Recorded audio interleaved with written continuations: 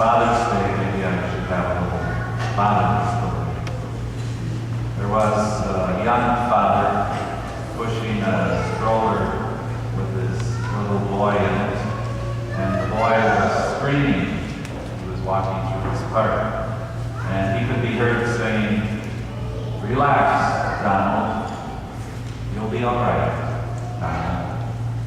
This will pass."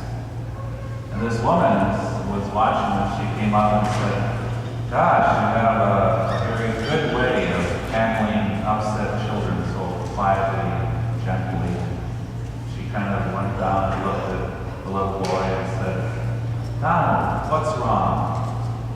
And Father said, "Oh, no, that's Henry. I'm Don."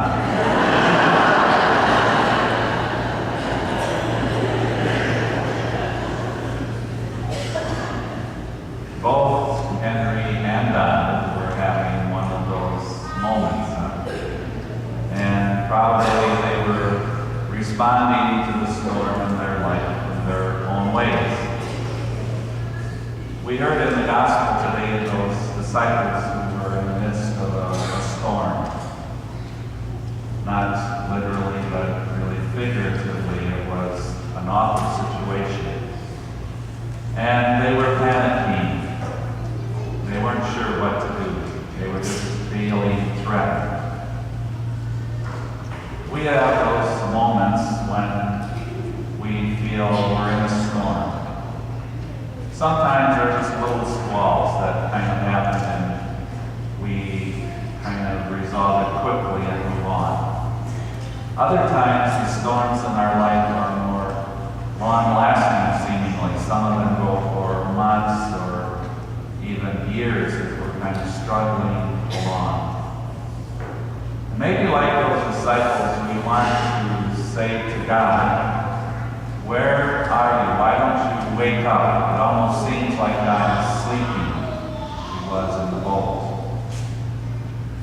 And yet, what those disciples learned is that presence that was there, which ultimately he got up and quieted the storm, is the assurance that we want in our life. We need that assurance somehow that God's presence, which makes all the difference and really gives us strength and hope and support, is going to be there and is there in this moment.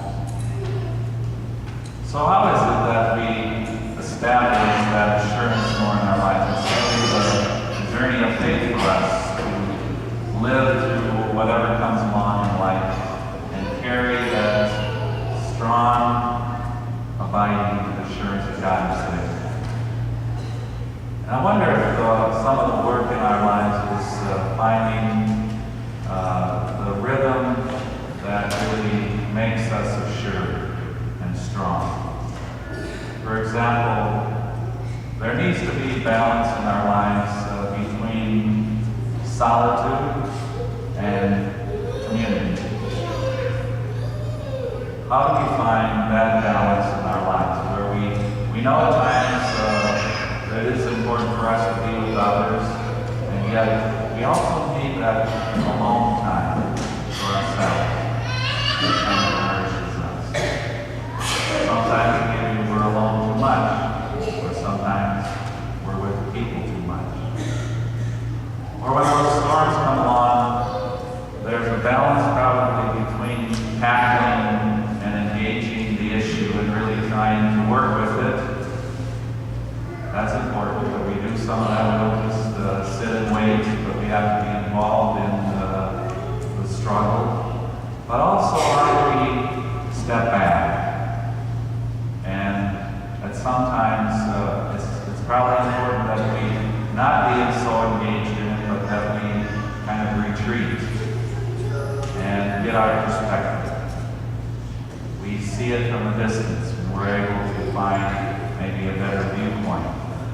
So the balance between engagement and retreat in our lives. Another one that I think comes along is the balance between words in our life. We have so many words us, where we have to listen. Sometimes we have to speak all kinds of words. It's around us all day. And silence. What is the balance between finding a place in our life where there are no words? Maybe where the TV and the radio are on, and we're just silent. It's a balance that we need in our lives. And I say those balances that are kind of struggle because those rhythms are really the work of our life, how we establish a sense of faith. When we really have those tensions balanced well. And when we do that, when we have those rhythms in a good place, then those storms that come along don't grab us so much.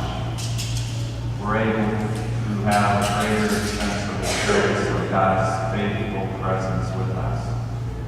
Because life is always a storm. There's always things happening. Somehow if we are able to stay attentive to that presence by balancing some of those rhythms, we will find a sense of direction and faith in our lives. This day we continue in the midst of some of the storms of our own life to find that place of God's assuring presence and love.